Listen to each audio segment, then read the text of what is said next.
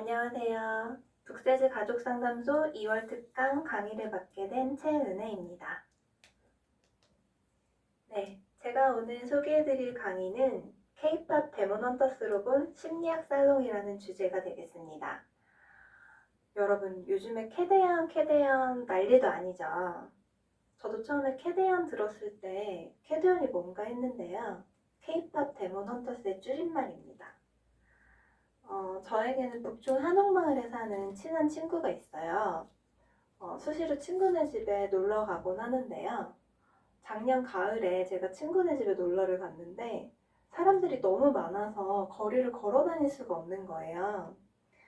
외국인들이 너무 많았고 원래도 거기 한복을 입고 지나다니는 사람들이 많은데 이번에는 그 깜정색 남자들이 쓰는 그 저승사자 모자 같은 거 있잖아요. 그런 것도 쓰고 지나다니고 친구네 집이 한옥마을이라서 그 사람들이 많이 지나다니는 그 골목을 걷는데 너무 사람들이 많아서 걸을 수가 없었어요.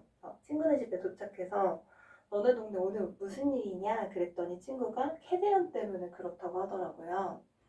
전 처음에 캐대언이 아이들이 보는 애니메이션인 줄 알고 저도 하도 인기가 많고 노래가 여기저기 가게에서 틀어져 나와도 관심이 없었다가 친구가 네가 이걸 봤으면 좋겠다. 이게 심리학적으로도 너가 유의미하게 볼 수 있는 내용인 것 같다 해서 저는 친구네 집에서 북촌 한옥마을에서 북촌 한옥마을 배경인 이제 K-POP 데몬 헌터스를 처음 보게 되었고 이게 애니메이션인데도 불구하고 저에게 느껴진 감동이 있어서 제가 이 영화를 보면서 울었습니다.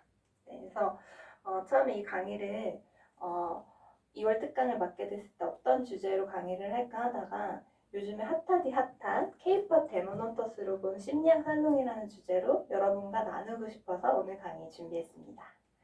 저와 함께 심리학 살롱 시작하겠습니다. 네, 저를 먼저 소개해 올리겠습니다. 저는 여러분의 마음일기에 관심이 많은 최은혜 심리상담사라고 합니다. 네, 저는 현재 대학원에서 상담학 박사 과정 중에 있고요. 상담에 처음에 관심을 갖게 된 이유는 저에게도 힘든 일들이 많았어요. 살면서 제 마음대로 되지 않았던 힘든 일들이 많았고 그 힘든 일 속에서 저는 이제 넘어지기도 하고 무너져 내리기도 하면서 굉장히 힘든 시간들을 보냈었는데요. 그때 이제 저를 살려주었던 말들이 있었습니다. 이제 적절한 타이밍에 제가 받은 적절한 위로로 제가 살아나게 됐고 그럼으로써 저는 이제 상처 입은 치유자가 되어서 제가 살아났기 때문에 이제 힘든 사람들에게 제 이제 손을 건네주고 싶은 마음에 대학원에서 상담학을 공부를 하게 되었고요. 지금도 박사 과정 중에 있는데 저는 사람들의 마음에 관심이 많습니다. 그래서 이제 사람들의 마음의 면역력과 근육을 키우는 일, 그리고 사람 살리는 일에 관심이 많아서 이 직업을 선택을 하게 되었고요. 오늘 저에게 준비된 시간 동안 한번 이제 제가 이제 느꼈던 이 캐대언을 통해 본 심리학 살롱에 대해서 이제 나눠보도록 하겠습니다. 네, 오늘 강의 목차 소개해드립니다. 네, 아까도 이제 제가 말씀드렸다시피 캐대언 왜 이렇게 캐대언 열풍이 불었을까부터 시작해서 두 주인공이죠. 루미와 진우의 심리 상태 소개해드리고 그리고 이제 줄거리도 소개를 해드리고 또 이게 현대인들하고 접목했을 때 이 캐대언에서 보인 어둠이 어떤 건지 그리고 진정한 만남을 통해 두 주인공이 치유와 회복이 시작이 되는데요. 그 통합의 과정에 대해서 설명해드리고 마지막으로 제가 준비해온 워크북을 통해서 자기 통찰을 갖는 시간을 갖도록 하겠습니다. 네, 캐대언 넷플릭스 역대 시청수 1위 K-POP 최초로 그래미상을 수상한 작품입니다. 이 드라마가 전 세계를 사로잡은 이유는 단순한 판타지를 넘어서 현대인의 내면을 정확히 포착했기 때문이라고 할 수 있겠습니다. 익숙하면서도 어딘가 모르게 이국적인 느낌, 한국 고유의 전통과 현대의 조화, 특히 우리나라 서울은 경복궁 쪽만 가보셔도 아시겠지만 그냥 삐까뻔쩍거리는 고층 건물들 도시가 보이면서 옛 그 성이 보존이 되어 있는 이제 현대와 과거가 동시에 있는 그런 이제 그런 약간 뭔가 익숙하지만 낯설고 뭔가 전통이 살아있지만 또 최신 현대식의 그런 풍경이 한 곳에서 볼 수가 있는데요. 그런 이제 점들이 이 드라마에서도 나타나고 있고요. 그리고 이제 이 주인공들은 아이돌이에요. 여자 아이돌과 남자 아이돌 그룹이 나오는데 언뜻 보기에는 아주 화려해 보입니다. 하지만 그 내면에는 이제 숨겨진 심리적인 고통이 있고요. 이거는 우리 전 세계 모든 사람들의 공통적인 경험이라고 할 수 있겠습니다. 또 이런 사회적 가면 아래 진정한 나에 대한 탐색의 욕구가 우리에게 있기 때문에 이 주인공들이 이 영화 속에서 진정한 자기를 찾고자 하는 여정들이 우리가 현대를 살면서 진정한 나 자신을 찾고자 하는 욕망과 맞닿아 있다고 생각을 합니다. 그리고 이제 마지막으로는 현대인이 공감하는 내면의 갈등과 이제 치유의 길로 나가는 그런 여정을 보여주고 있는데요. 잠깐 저랑 예고편 보시겠습니다.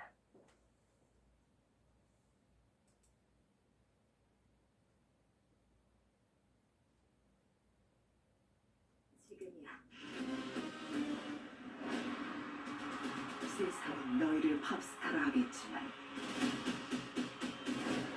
너희는 그 이상의 존재가 될 거야. 여자 주인공 아이돌 나오고 있습니다. 우리 팬들의 혼을 훔쳐가고 있어. 좋아, 그래서 네, 이 음악들 너무 익숙하시죠?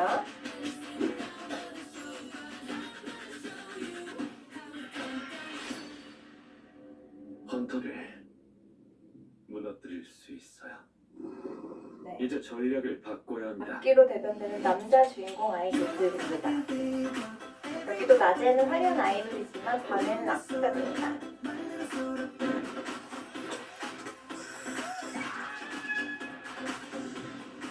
근데 악기 아이돌이라고? 악기 문양들도 나오고 있죠. 사자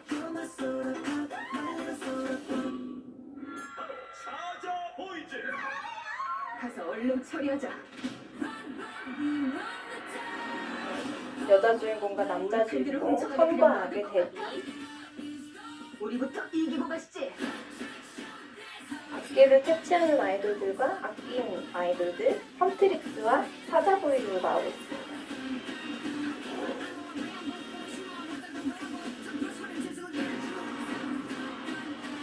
비행기 박살났네.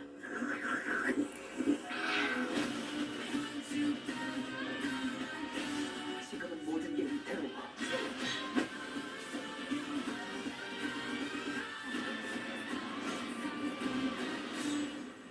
네, 여기까지 공신 예고편이었습니다. 네, 여기까지 보겠습니다.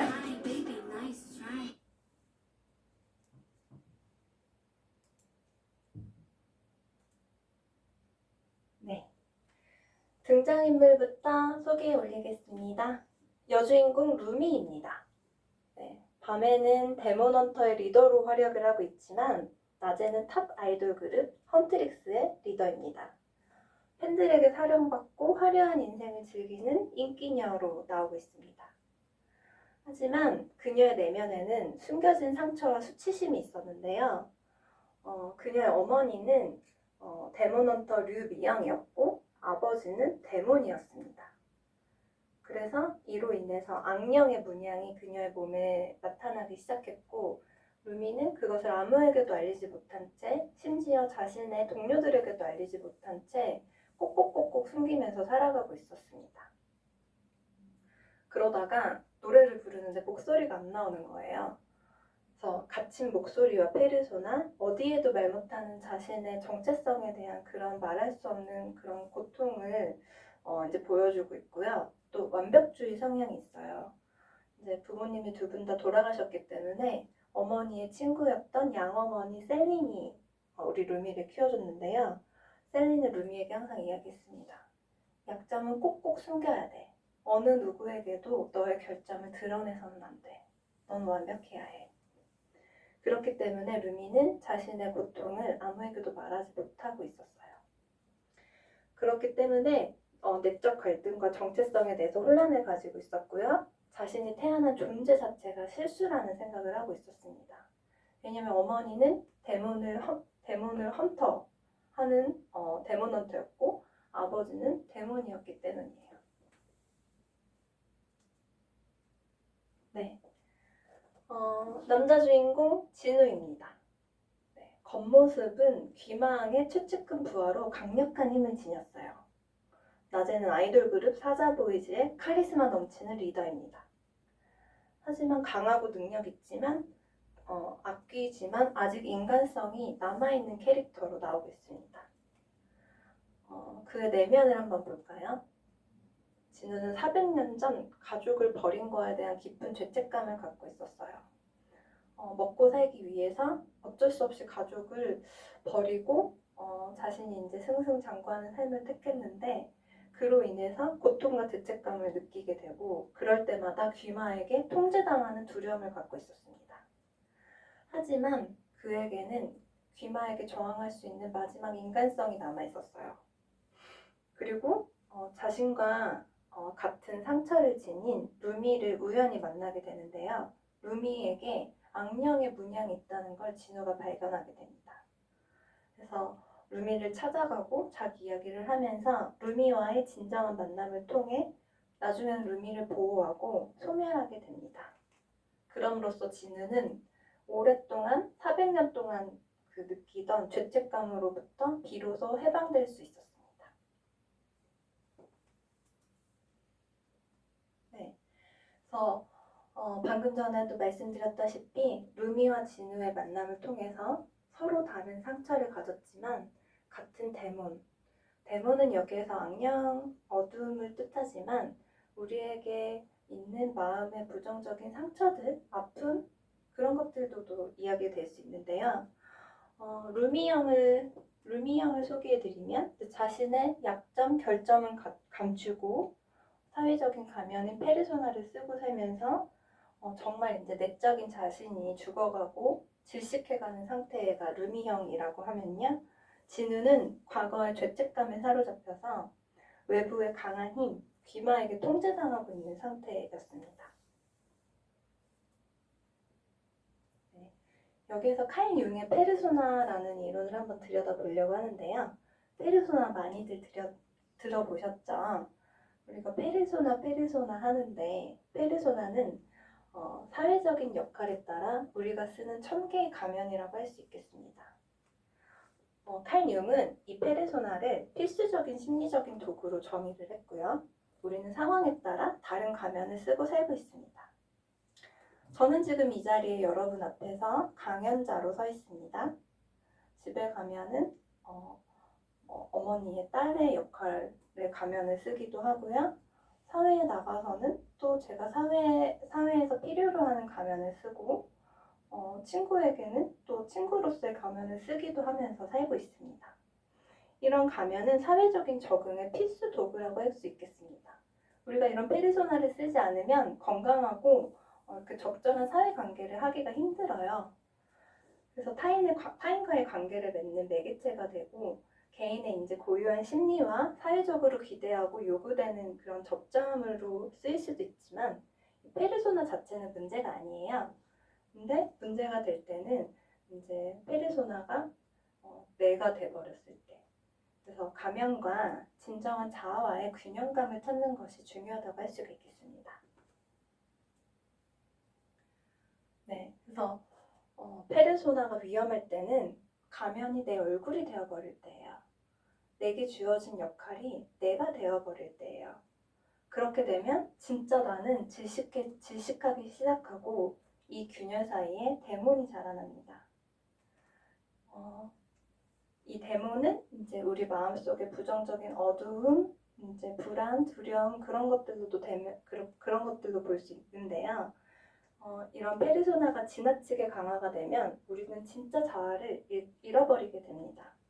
그리고 이 분리가 심할수록 내면에는 극심한 긴장과 고통이 생기게 됩니다. 네. 또 하나의 심리학적 이론인데요. 위니컷의 거짓짝이라는 개념이 있습니다. 위니컷의 거짓짝이는 환경의 요구에 순응하기 위해서 발달한 자아라고 할 수 있겠는데요.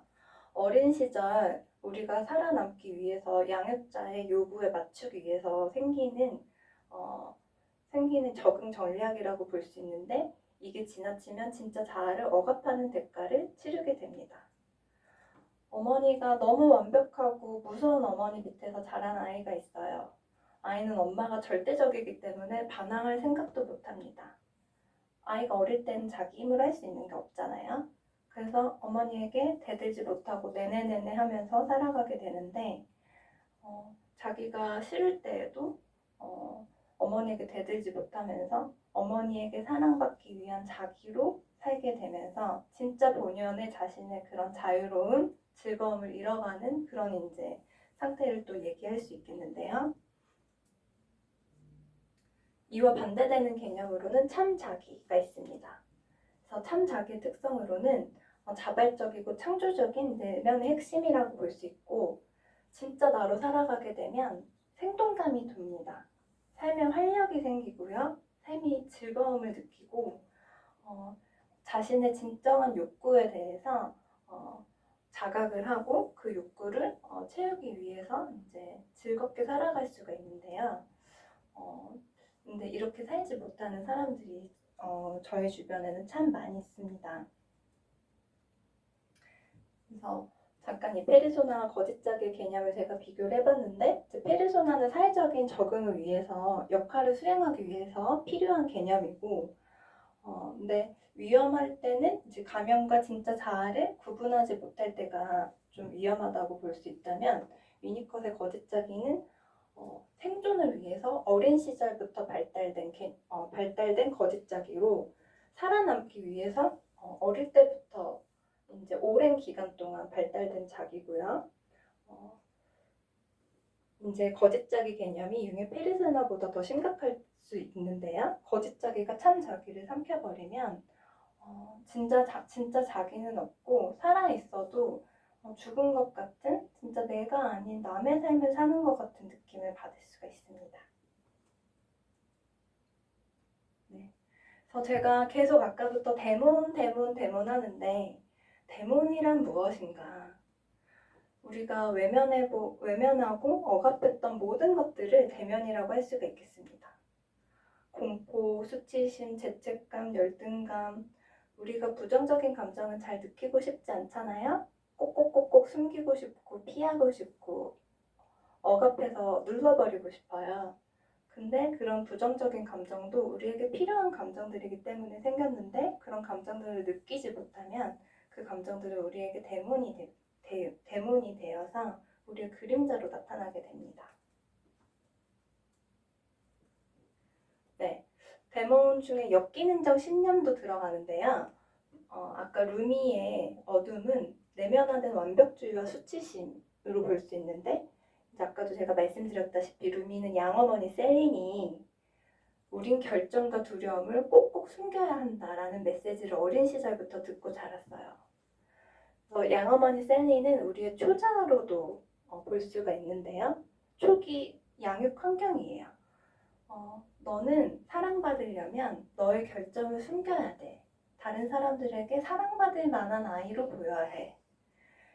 그렇기 때문에 루미는 이제 자신이 아빠가 이제 데몬이었잖아요. 그래서 문양이 생기는데도 자신의 그런 약점과 어두움과 그런 결함을 절대 악으로 규정하는 이분법적 흑백논리 신념을 갖게 됩니다. 우리는 누구나 장점도 있고 단점도 있잖아요. 여기 서 있는 저도 부족한 부분이 많은 사람이에요. 그렇지만 저도 좀 장점도 있고 남들보다 좀 더 잘하고 제가 자신 있는 부분들도 있거든요. 근데 이런 엮이는 점 신념은 나는 완벽해야만 가치 있다. 우리가 완벽한 사람이 세상에 있을까요? 우리는 완벽하지 않습니다. 네, 누구나 약점이 있어요. 안 되는 부분도 있고요. 그리고 약점을 드러내면 모두에게 버림받을 것이다. 내가 약한 부분을 남들에게 드러내면 남들이 나를 버릴 것이다 라는 그런 엮이는 점 신념. 그렇지 않잖아요. 우리가 약점을 드러낸다고 버림받거나 하지 않는 관계들도 있는데 그렇게 생각하는 게 이제 엮이는 점 신념이라고 할 수 있고요. 또 내 안의 악마적인 부분은 제거되거나 감춰져야 한다. 내 안에 드는 그런 부정적인 감정들은 데몬이기 때문에 없애버려야 한다. 느끼지 않아야 한다. 라고 하지만 우리의 감정들은 다 필요한 감정들이에요. 불안하기 때문에 미래를 준비할 수도 있고요. 두렵기 때문에 피할 수도 있어요. 하지만 그런 감정들이 다 나쁜 거라고 생각하고 인정하지 않아주면 그런 감정들은 꾹꾹꾹꾹 숨어 있다가 없어지는 게 아니라 나중에 정체불명의 무서운 감정이 되어서 나에게 나타납니다. 그때는 더 감당하기가 힘들어요. 내가 뭐 때문에 그런 감정이 생겼는지 모르기 때문이에요. 그래서 계속 살펴보겠습니다. 네. 그래서 잠깐 지금 내 안의 어둠에 대해서 한번 생각을 해보겠습니다. 여러분의 데몬은 어떤 게 있으신가요? 불안, 강박, 완벽주의, 죄책감, 수치심, 두려움. 우리 각자의 내면에는 다양한 형태의 데몬이 존재합니다. 부인하고 싶고 인정하기 싫어도 우리는 그런 부정적인 감정과 긍정적인 감정을 다 가지고 살아가는 존재입니다.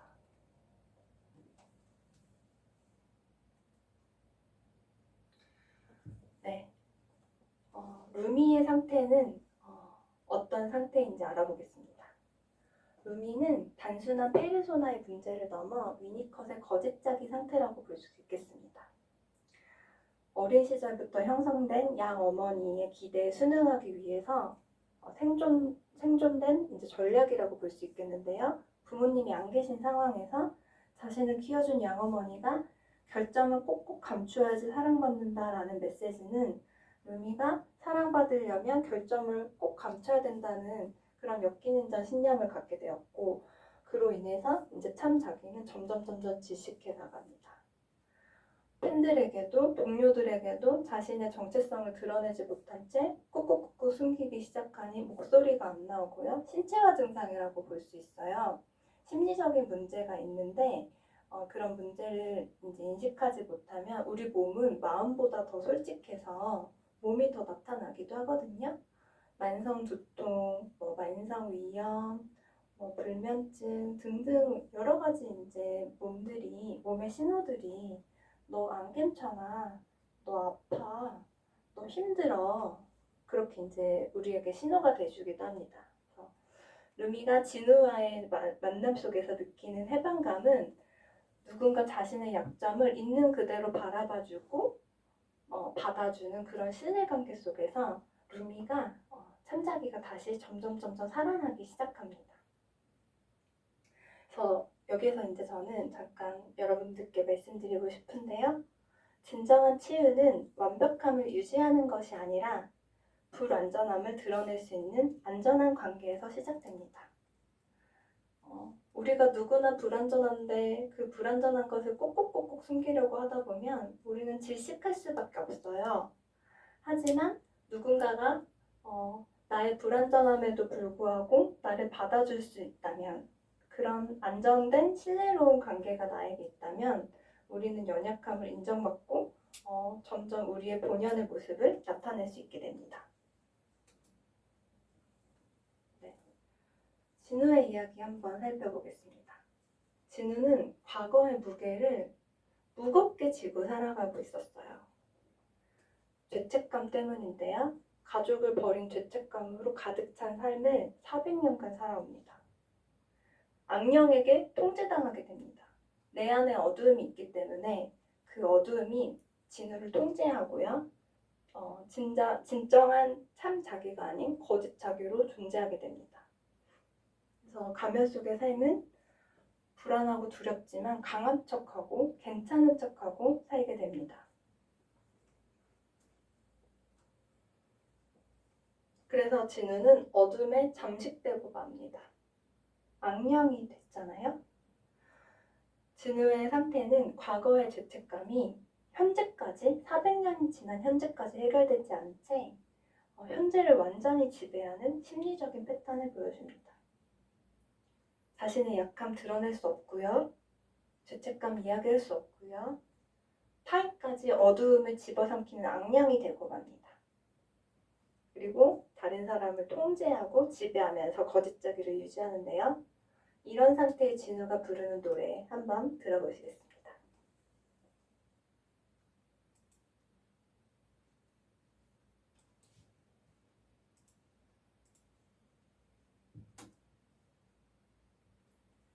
네, 현대인의 어둠에 대해서 보겠는데요.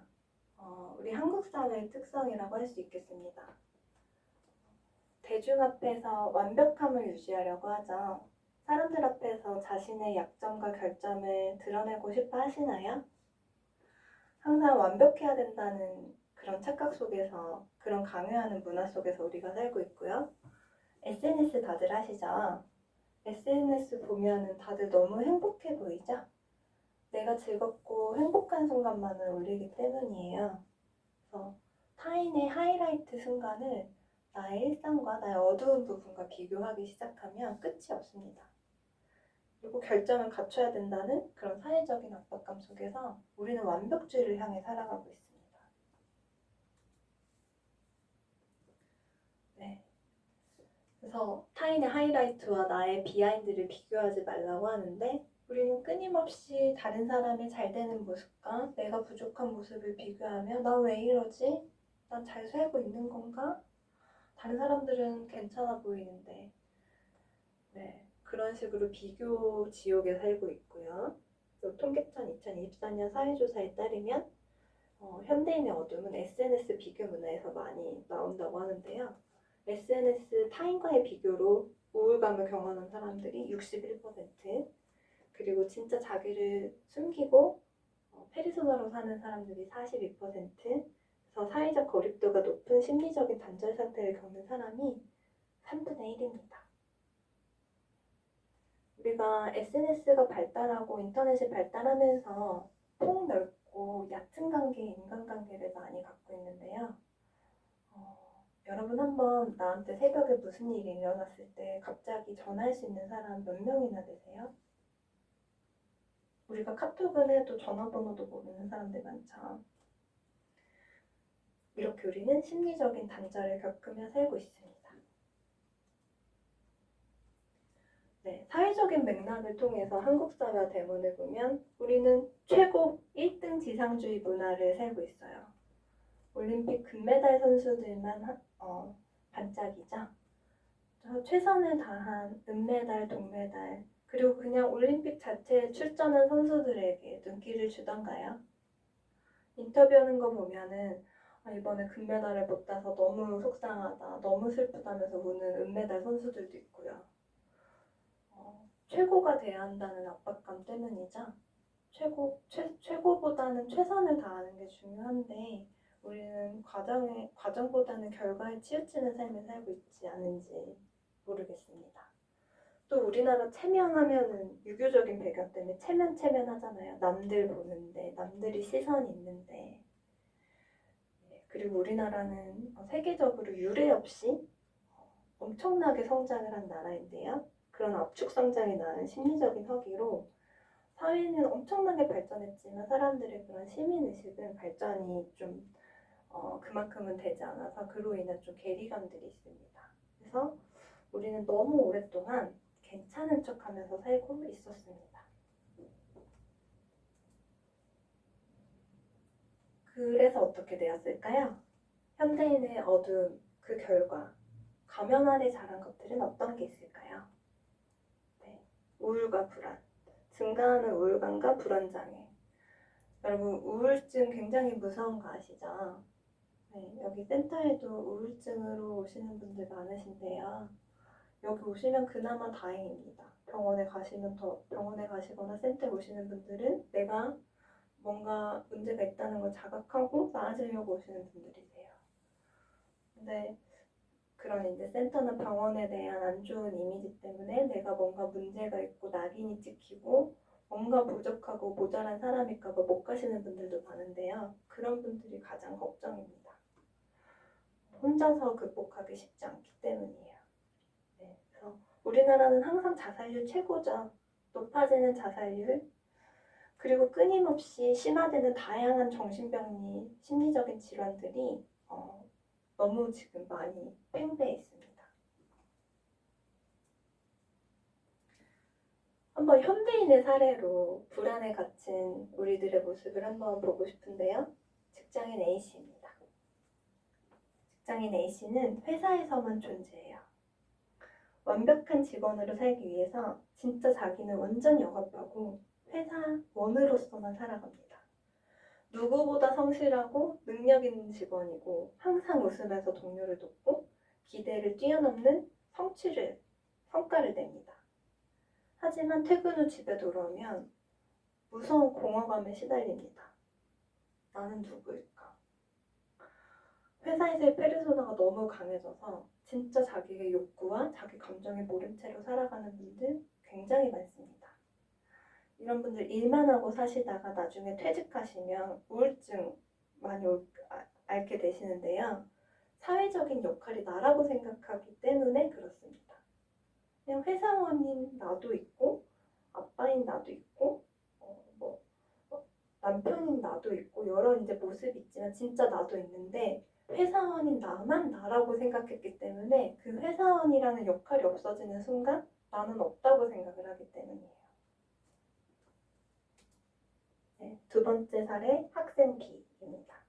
여기 도곡동이라 대치동 가깝잖아요. 학원가들이 엄청 많죠. 기대에 무게에 짓눌린 B 군.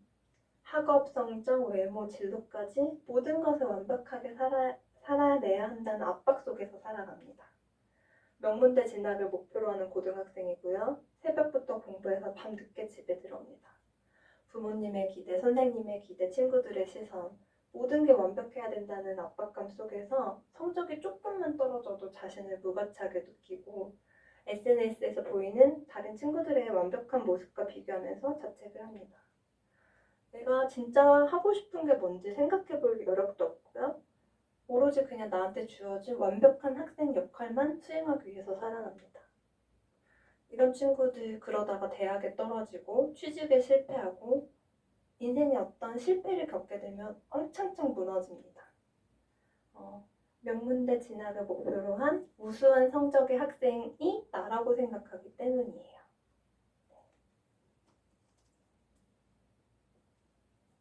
불안에 갇힌 현대인 주부 C님입니다. 이분은 역할에 갇혀 살아요. 우리나라는 현모양처 이런 말 있잖아요.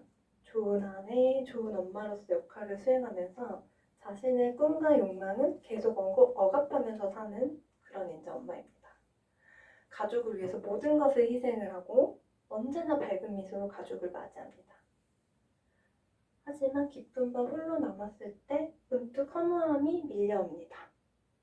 좋은 아내, 좋은 엄마로만 살았는데 어느 날 아이들은 다 커버린 거예요. 성인이 돼서 자신을 떠나고요.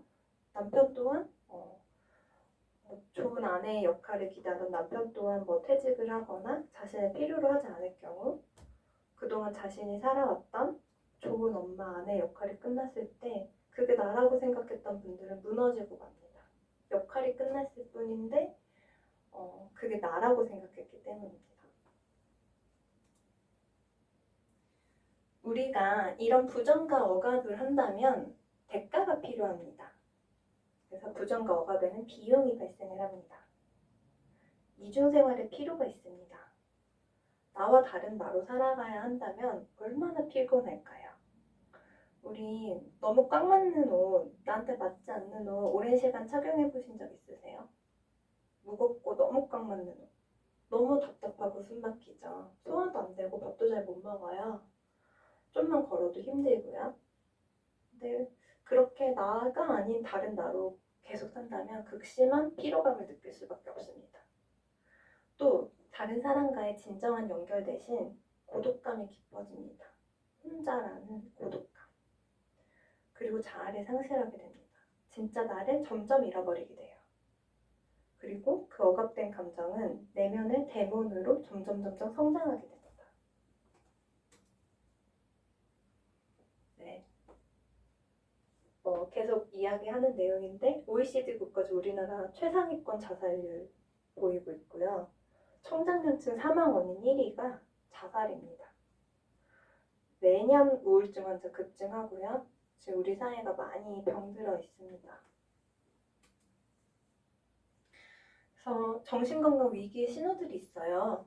가면 아래 숨겨진 것들, 수면장애, 아까도 말씀드렸다시피 불면증, 만성 위염, 만성 두통, 다양한 신체 증상들이 너 괜찮은 척해도 안 괜찮아. 몸이 이야기해줍니다. 몸이 더 솔직하기 때문이에요. 그리고 에너지가 고갈돼서 만성 피로와 지속적으로 무기력함, 아무것도 하기 싫고 할 수 없고 그런 인재 상태에 놓이게 되고 사회적으로도 고립이 돼서 사람들 만나는 것도 피곤하고 힘들고 전체적으로 나를 고립시키게 됩니다. 하지만 이 영화 속 루미와 진우는 진솔한 만남을 하게 됩니다. 이제 화려한 무대 뒤에서 진우가 우연히 루미의 악령의 문양을 보고 루미에게 찾아가는데요. 예상하지 못한 순간 둘은 서로에게 가장 깊은 취약성을 드러냅니다. 너도 데몬의 피가 흐르는구나. 근데 꼭꼭꼭 숨기고 살고 있네? 나도인데.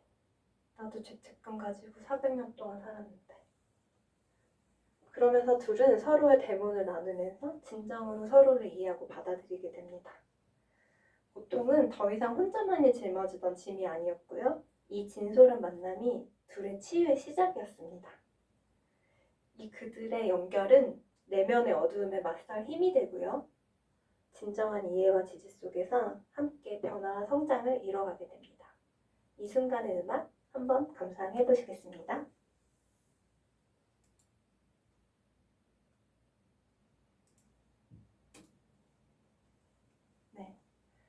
미국의 사회복지학 교수인 브레네 브라운은 테드라는 강의에서 취약성의 힘에 대해서 이야기했습니다. 수치심은 침묵 속에서 자란다. 취약성이야말로 진정한 연결과 용기의 원천임을 밝혔습니다. 우리는 연결되기 위해 태어났으며 우리의 부족한 모습, 취약성을 드러낼 때 진정한 관계가 시작된다고 합니다. 한번 보시겠습니다. 여러분, 혹시 챗GPT, 클로드, 제미나이, 미드저니 이런 여러 AI 도구들 쓰면서 탭을 So I'll start with this. A couple that they kind of surrender and walk into it. A, that's not me. And B, I don't even hang out with people like that. For me, it was a year-long street fight. It was a slugfest. Vulnerability pushed, I pushed back. I lost the fight, but probably won my life back.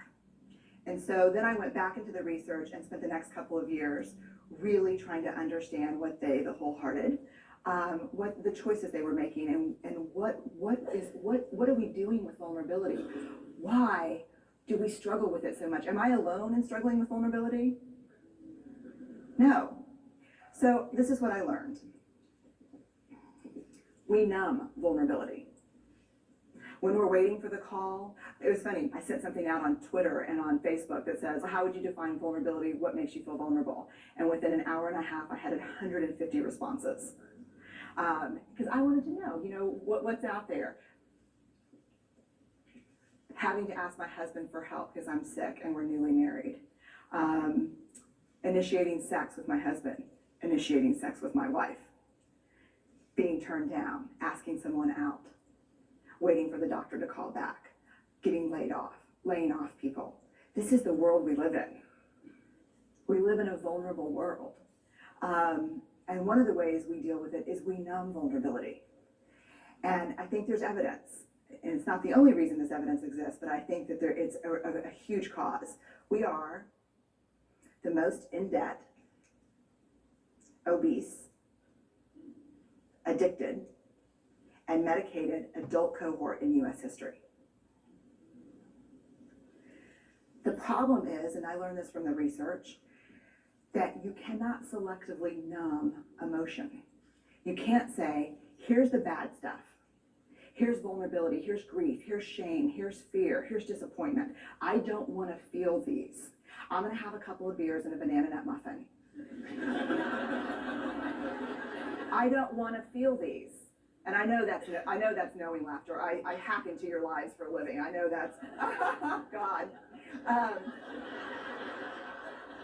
You can't numb those hard feelings without numbing the other affects or emotions. You cannot selectively numb. So when we numb those, we numb joy. We numb gratitude. We numb happiness. And then we are miserable and we are looking for purpose and meaning. And then we feel vulnerable. So then we have a couple of beers and a banana nut muffin. And it becomes this dangerous cycle. One of the things that I think that we need to think about is why and how we numb. And it doesn't just have to be addiction. The other thing we do is we make everything that's uncertain certain. Religion has gone from a belief in faith and mystery to certainty. I'm right, you're wrong, shut up. That's it. Just certain.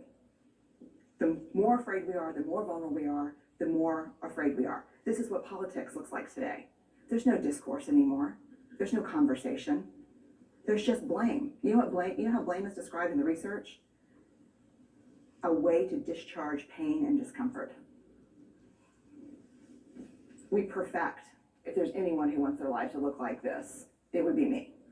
But it doesn't work, because what we do is we take fat from our butts and put it in our cheeks. Which just, I hope in 100 years people will look back and go, wow. You know? And we perfect, most dangerously, our children. Let me tell you what we think about children. They're hardwired for struggle when they get here. When you hold those perfect little babies in your hand, our job is not to say, look at her, she's perfect. My job is just to keep her perfect, make sure she makes the tennis team by 5th grade and Yale by 7th grade. That's not our job. Our job is to look and say, you know what? You're imperfect and you're wired for struggle, but you are worthy of love and belonging. That's our job. Show me a generation of kids raised like that and we'll end the problems I think that we see today. We pretend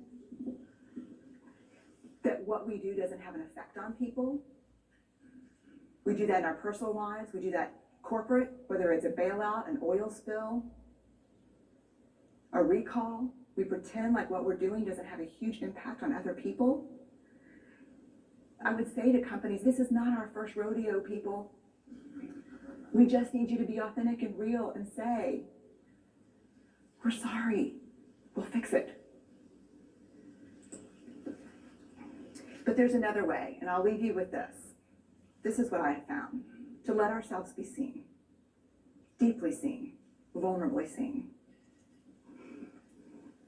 To love with our whole hearts, even though there's no guarantee. And that's really hard. And I can tell you as a parent, that's excruciatingly difficult. To practice gratitude and joy in those moments of kind of terror when we're wondering, can I love you this much? Can I believe in this as passionately? Can I be this fierce about this? Just to be able to stop and instead of catastrophizing what might happen, to say, I'm just so grateful. Because to feel this vulnerable means I'm alive. And the last, which I think is probably the most important, is to believe that we're enough. Because when we work from a place, I believe, that says, I'm enough, then we stop screaming and start listening. We're kinder and gentler to the people around us, and we're kinder and gentler to ourselves. That's all I have.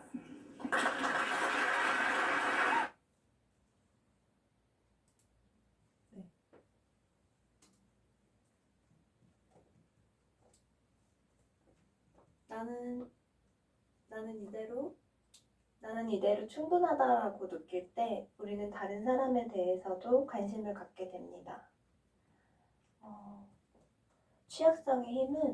취약성은 진정한 연결과 용기의 근원입니다. 우리가 우리의 불완전함을 수용하고 진정한 자신을 드러내는 것이 중요하며, 이는 실패와 상처의 위험을 감수하는 용기가 필요한 일입니다. 완벽주의를 버리고 나의 부족한 모습을 나의 온전한 모습을 보일 때 우리는 더 깊은 관계를 형성하고 창의적인 혁신을 이끌어낼 수 있습니다. 우리가 다른 사람들과 친해질 땐 언제일까요? 나 이런 사람이야. 나 이런 일을 했어. 너 이런 잘난 사람이야. 이럴 때 우리가 친해지던가요? 나 이런 점이 있어. 이런 일을 겪었어. 이런 삶을 살았어. 그럴 때 우리는 서로의 취약성, 연약함을 드러내 보일 때 친밀해집니다.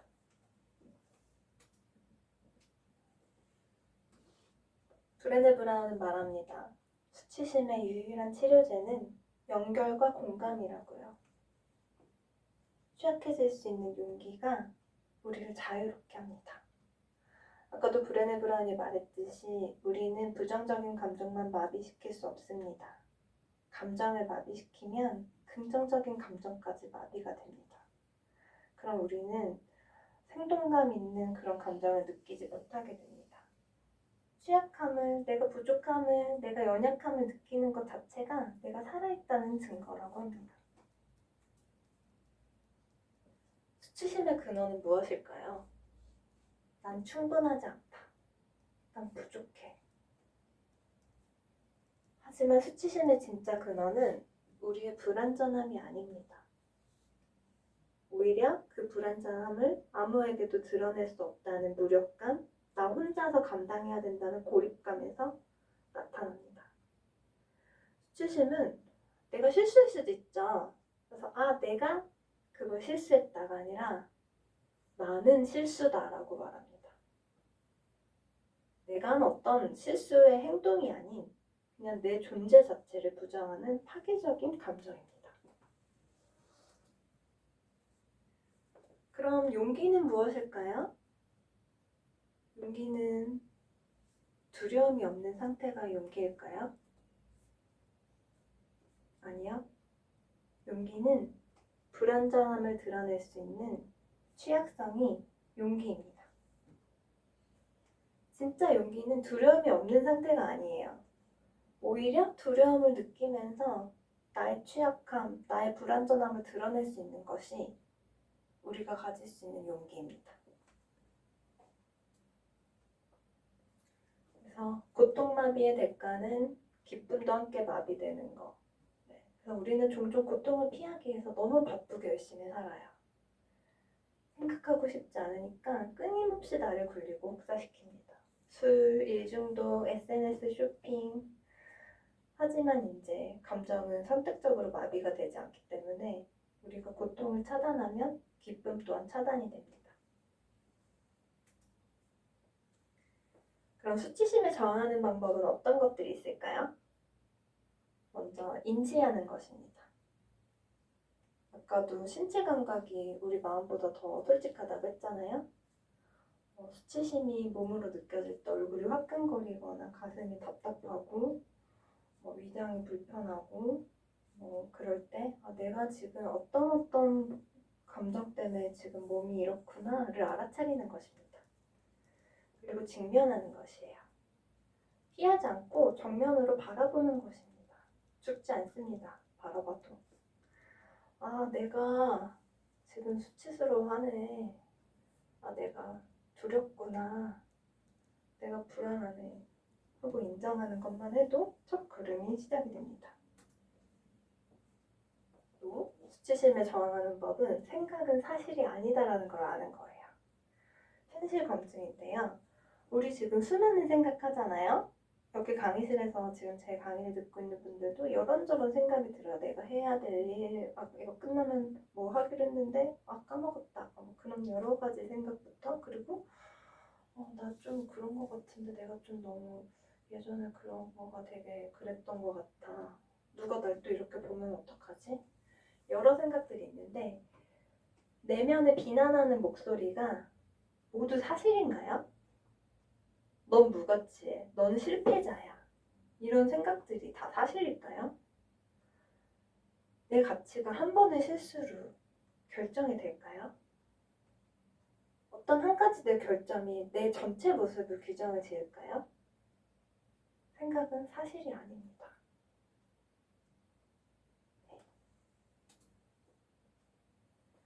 또 수치심을 저항하는 법 스텝 3는 연결하는 겁니다. 신뢰할 만한 사람을 찾아서 믿을 만한 사람에게 나를 보이는 것이에요. 수치심은 침묵 속에서는 자라나지만 연결 속에서는 사라집니다. 나 지금 힘들어. 나도 이런 부분이 있어. 라고 말하는 것이 진짜 용기입니다. 네. 그래서 제가 오늘 치유 연습 자기자비 명상을 하나 준비해왔어요. 우리는 나한테 특히 가혹하잖아요. 남한테는 너그러운데 나한테는 가혹해요.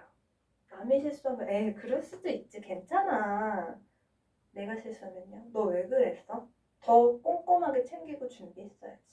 네가 문제야. 나한테는 너무 가혹할 때가 많은데요. 우리가 이 자기자비 명상을 하면 관찰 자기가 발달하게 돼요. 그래서 나를 객관적으로 볼 수 있는 또 다른 내가 발달이 되면 심리적인 근육의 힘도 단단해지거든요. 그래서 지금 내가 뭐 때문에 힘든지도 이제 신체 감각이나 그런 걸 통해서 인식을 하고 그리고 받아들이고 내가 뭐 때문에 아프고 힘든지 왜 그런 상태인지를 인정하고 받아들이고 나에게 따뜻한 말을 건네주는 것이에요.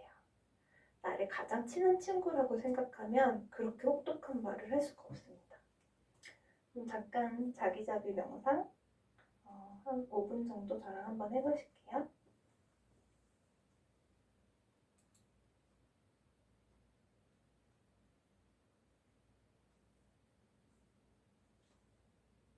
자, 살짝 감고 앉아봅니다. 불 한번 꺼드릴게요. 그리고 숨을 한번 깊이 들이마십니다. 눈 감고 숨을 깊게 들여 마셔주세요. 천천히 내쉽니다. 숨 깊게 들여 마시고 내쉬어주세요. 다시 한번 숨을 한번 깊이 들이마시고 천천히 내쉽니다.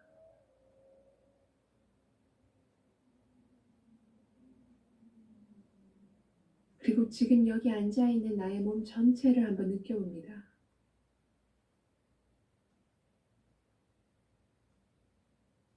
머리 끝부터 발끝까지, 발끝부터 머리끝까지 내가 지금 여기 앉아있다라는 것을 내 온몸으로 느낍니다.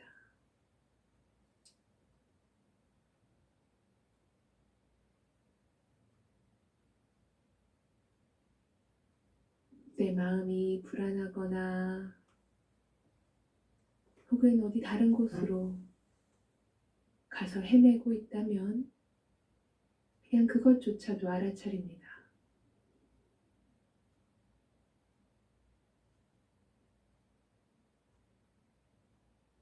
그냥 있는 그대로 알아차립니다.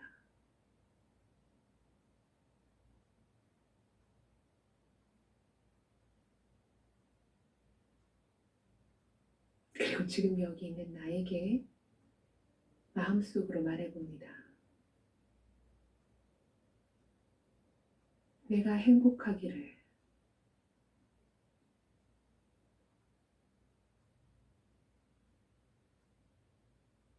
내가 온전히 행복하기를,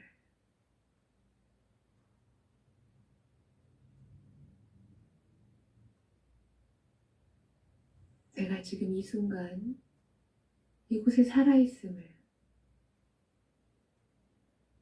있는 그대로 알아차릴 수 있기를.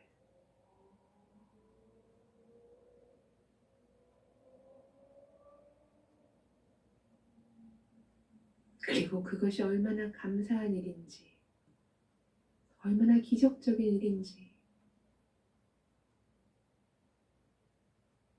알게 되기를.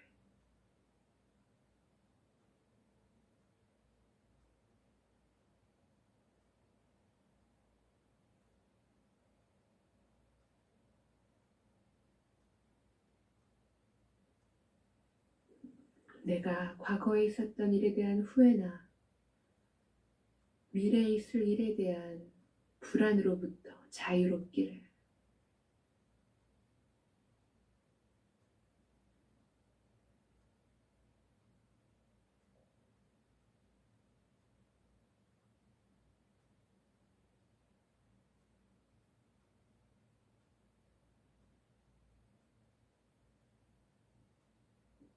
내가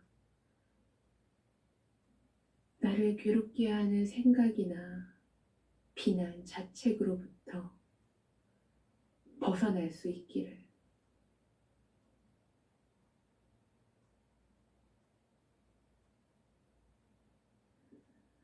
내가 있는 그대로의 나를 받아들일 수 있기를.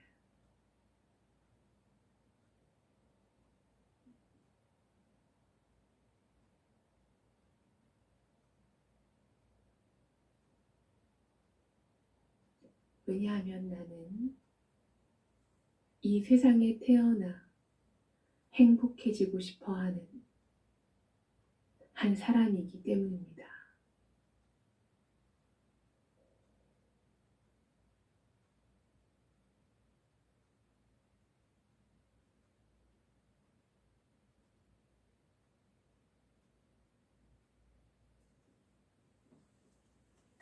자, 이제 여러분들의 마음에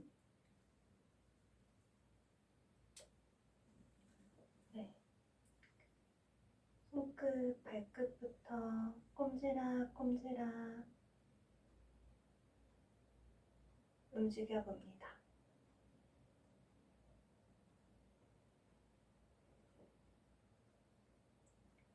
준비가 되셨으면 손을 한번 비벼볼까요? 따뜻한 온기가 손에 가득하도록 손을 한번 비비고 눈 위에 한번 대보실게요.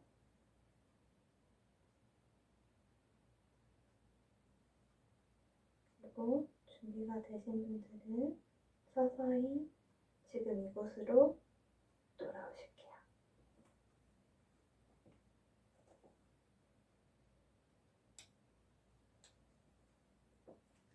네, 시간 관계상 여기까지밖에 못했는데 꾸준히 이런 명상을 하게 되면 나의 감각을 알아차리고 있는 그대로 나를 이제 인정하고 받아들일 수 있게 됩니다.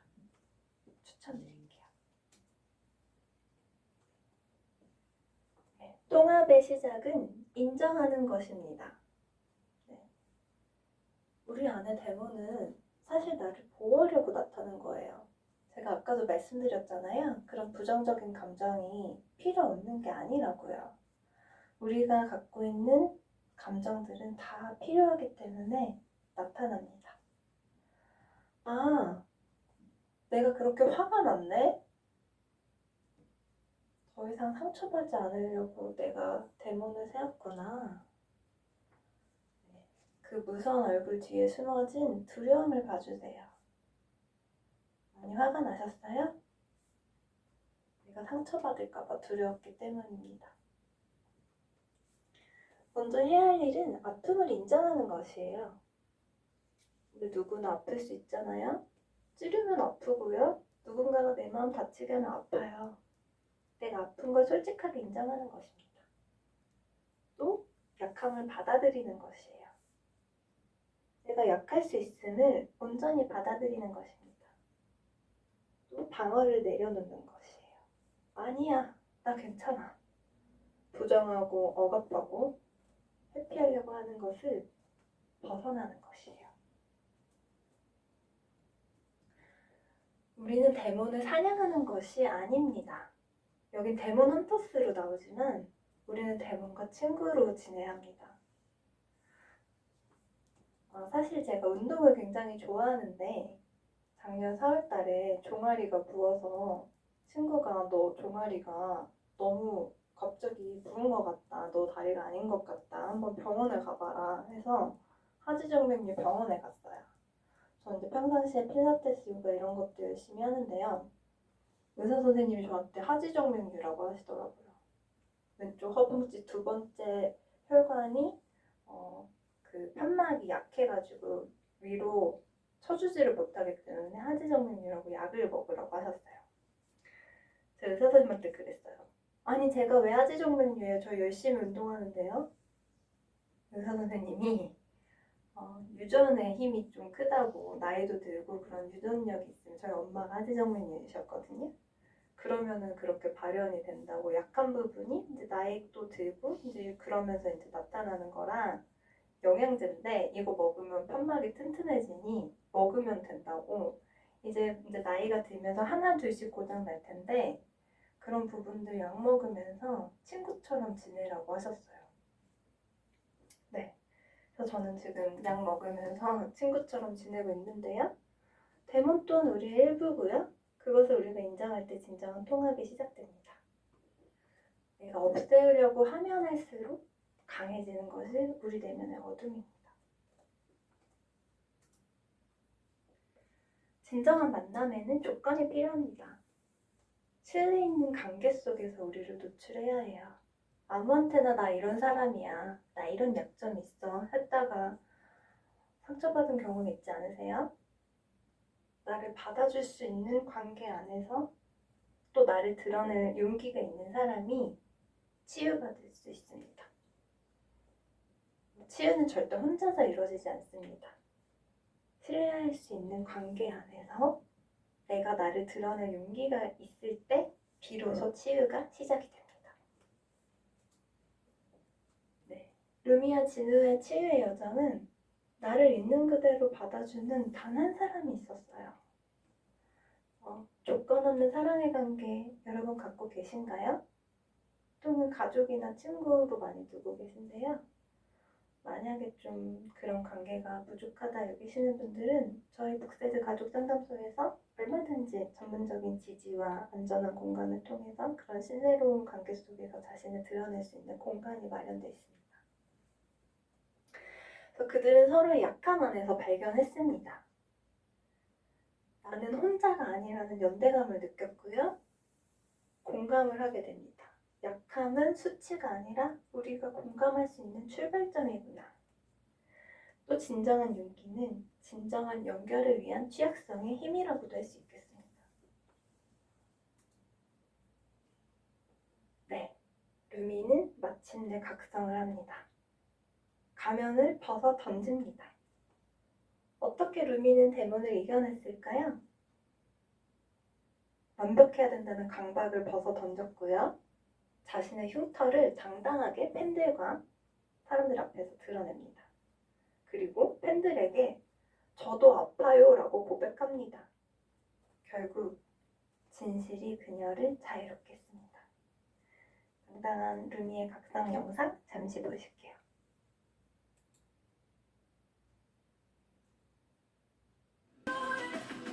네, 시간 관계상 여기까지 보겠습니다. 더 이상 숨지 않는다고 했죠? 용기를 냈습니다.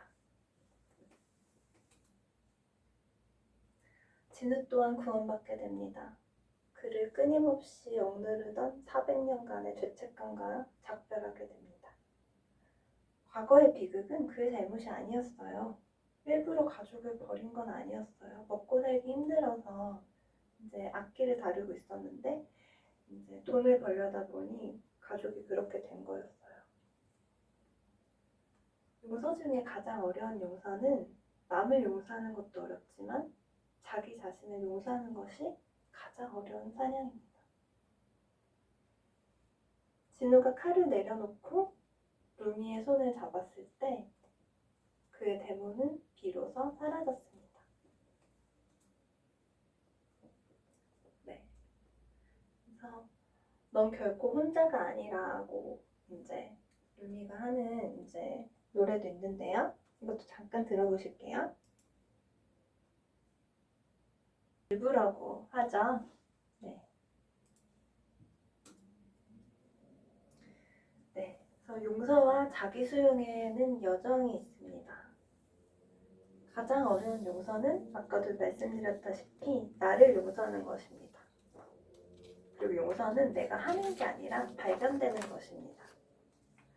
용서는 여정이기 때문에 평생 용서해야 됩니다. 한 번에 쉽게 되지 않아요. 그리고 한 걸음 한 걸음 안고 살아가는 것입니다. 온전함은 완벽함이 아닙니다. 성경에서 온전함이라는 단어는 make a repair, 수선하다. 그물이 찢어져 있는데 예수님이 그 그물을 끼워가시면서 온전하다고 하십니다. 처음부터 찢어져 있는 상태가 아니에요. 안전한 공동체에 힘이 있습니다. 우리가 안전한 공동체 안에서 상처를 수용받고 누군가가 나를 기다려주는 경험을 겪다 보면 어느 날 문득 용서할 수 있는 힘이 내게 있다는 것을 발견하게 됩니다. 내가 하는 게 아니에요. 그래서 리셋이 아닌 리페어, 있는 그대로의 연약한 나를 바라보고 변화로 나가는 두 번째 발걸음을 통해서 이제 시작이 됩니다. 자기 수용의 시작은 그냥 나를 어느 날 갑자기 좋아하는 것으로 시작이 되지 않습니다. 조금만 날 미워하고, 조금만 덜 날 미워하고, 조금만 다른 사람들을 덜 밀어내고, 누군가를 사랑하고 거기까지 안 가도 그냥 조금만 덜, 조금만 가랑비에 이슬 젖듯이 그런 가랑비에 바위가 깨지듯이 조금만 그렇게 나가는 것입니다. 네, 우리의 가면을 벗기며 진정한 관계는 날 숨기는 게 아니라 나의 연약함을 용기 있게 드러낼 때 시작이 됩니다. 가면에는 건강한 사용법이 있습니다. 네, 가면이 나라고 믿지 않는 것입니다. 상황에 따라서 가면을 내가 선택하는 것입니다. 그리고 집에 돌아와서는 반드시 그 가면을 벗고 나로 있는 것입니다. 가면은 내 인격의 일부일 뿐 내 전부가 아닙니다. 전 집에 가면 강연자도 아니고요. 엄마 딸도 아니고요. 동생들의 언니도 아닌 그냥 저로 있다가 잠들 거예요.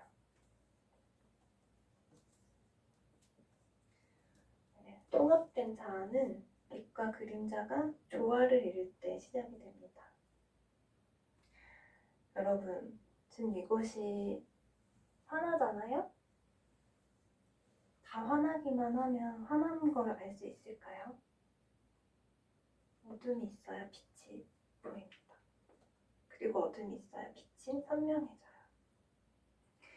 나의 약점과 강점을 모두 끌어안는 온전함의 단계에 이르렀을 때 우리는 비로소 통합이 될 수 있습니다. 앞으로의 변화, 작은 실천 제가 몇 가지 적어봤는데요. 하루 10분 감정일기 쓰는 거예요. 감사일기도 좋고요. 오늘 내가 어떤 감정을 느꼈는지, 그렇지만 또 감사할 건 뭐였는지, 그렇게 이제 나를 좀 보는 그런 시간들을 갖는 거. 또 우리 SNS 없이 못 살잖아요. 일주일에 한 번은 좀 SNS 쉬는 날도 한번 만들어 보면 좋고요. 우리 너무 네네네네 하고 살자. 여기 착한 이평으로 많은 분들 계실 거라고 전 생각을 하는데 저 역시도 그랬고요. 거절하고 아니라고 내 의사 반대 의사 나타내는 게 쉽지 않아요.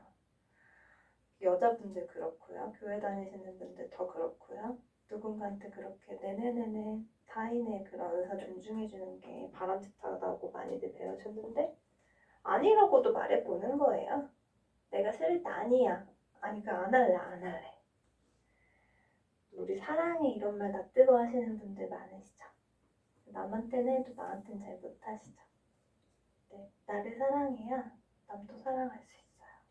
내가 나를 사랑하지 못하는데 남 사랑할 수 없습니다. 거울 보고 사랑해 하고 말하는 거예요. 내가 나를 아끼지 못하면 사람들 다 이기적이어서 다 자기 우선의 삶을 살거든요. 아무도 나를 아껴주지 않아요. 내가 나를 친절하게 돌보는 거 중요합니다. 그리고 나만의 휴식 공간 찾기. 우리 너무 바쁜 일상 속에 사는데 내가 좀 쉴 수 있는 공간 하나는 마련하는 거예요. 거기 가면은 쉬는 거예요. 또 정기적인 심리 검사나 상담 또한 방법이 될 수 있습니다. 맺은 말, 우리는 모두 데몬 헌터입니다. 이 강연장을 나가시는 순간 여러분들은 새로운 사냥을 시작할 것입니다. 근데 그 새로운 사냥은 파괴가 아니라 통합을 위한 여정일 것입니다. 제가 워크북을 준비했고요. 여러분들 앞에 워크북 하나씩 제가 놔드렸어요. 강의만 들으면 그러니까 우리가 오늘 이제 강의 듣고 느꼈던 것들인지 한번 체크해보는 시간 가지면 좋을 것 같은데요. 1번 내 마음의 기상도, 오늘 내 마음의 상태와 가장 가까운 단어에 체크해보세요. 평온한 호수, 기대되는 아침, 차분한 고독, 약간의 안개, 여러 가지 있는데요. 없으시면 밑에 써주셔도 좋고요. 오늘 내 마음이 어떤지 한번 체크해보시고, 두 번째는 자기 감시성 진단인데요.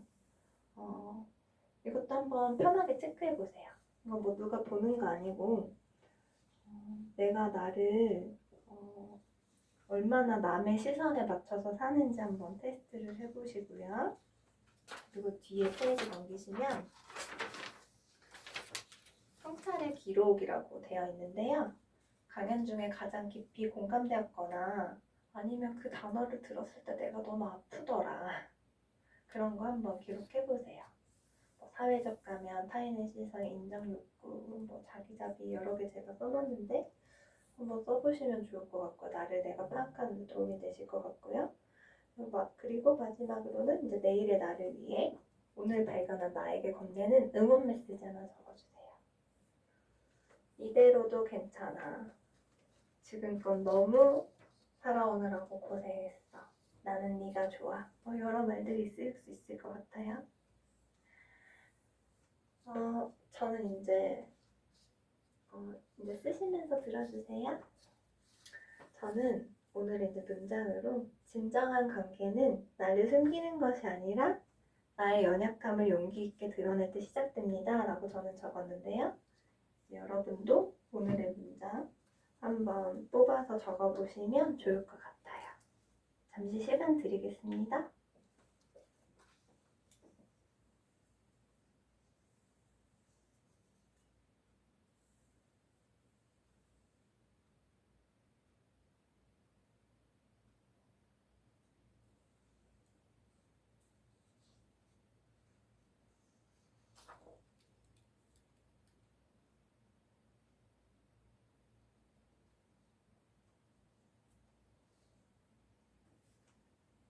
끝나고도 쓰셔도 좋으시고 집에 가서 쓰셔도 좋으시고 이따가 또 저한테 궁금한 거 있으면 물어보셔도 좋을 것 같습니다. 네, 저는 이제 강의를 닫으려고 하는데요. 어떻게 강의를 마무리할까 고민하다가 13세기 시인 루미의 이야기를 골라보았습니다. 상처는 빛이 당신의 내부로 들어가는 통로이다. 상처가 없다면요, 빛이 들어갈 수 없는 것 같아요. 아파본 사람만이 또 아픈 사람 공감할 수가 있고요. 아팠기 때문에 또 우리가 지금 웃을 수도 있는 것 같습니다. 저 또한 꿈이 상처 입은 치유자가 되는 거고 그렇기 때문에 제가 지금 이 자리에 있는데요. 여러분들 어린 시절 어떤 아픈 상처 그런 거 트라우마 그런 거 겪으신 분들 많으시죠? 저도 그런데요. 살아면서 인생은 고해라고 하잖아요. 고통스러운 바다라고 하는데 피할 수 없는 일들이 우리한테 너무 많아요. 근데 그런 일이 있었지만 또 그것 때문에 우리가 성장하고 성숙하고 타인을 공감하고 또 그런 우리의 부족한 부분이나 아픔들로 말미암아 타인하고 연결되는 그런 이제 힘과 관계가 생기기도 하거든요. 모든 게 동전의 양면 같아서 좋은 것만은 취할 수 없는 것 같아요. 그래서 오늘 함께 나눈 이야기들이 여러분의 삶에 작은 변화의 씨앗이 되기를 저는 진심으로 바랍니다. 그래서 여러분의 내면의 데몬과 싸우지 마시고 친구가 되시고 진정한 자아를 발견하는 여정에 여러분이 용기를 내셨으면 좋겠습니다. 네, 제 강의는 여기까지입니다. 감사합니다.